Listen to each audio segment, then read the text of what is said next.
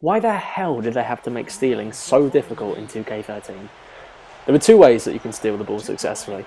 One is by actually batting the ball away from the ball carrier, which is kind of more luck than anything else, but I found something out that gave me a higher success rate than just always being called for a foul, which I'll go into in a bit.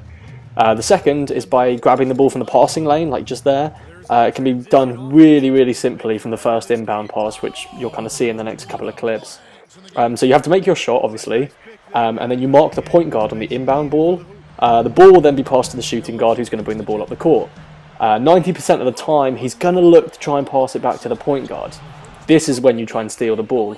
What you need to make sure, though, is that you leave enough of a gap to be able to step in. You'll see in all of these clips that my player will actually, I'll take him a few steps away from the point guard so that the AI thinks that the passing lane is safe, and that's when you can cut in then and grab the ball.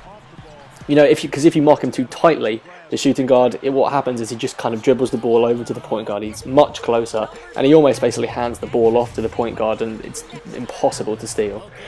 Or then the other 10% of the time, he's just going to drive himself, and the offense will continue. But you can see some of these clips, though, that it won't just be the same. It comes in from the inbound, I think, in a minute. It works all over the court. Like, if you offer... Here's the inbound play. If you offer a passing lane, like here, I step away and he thinks it's safe. If you offer the passing lane there, the AI is going to think it's safe. I think this is where I show it best.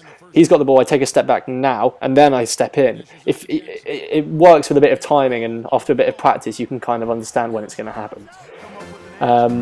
Now the other way to steal is by actually pressing the steal button itself on the ball carrier and actually bat the ball away from him.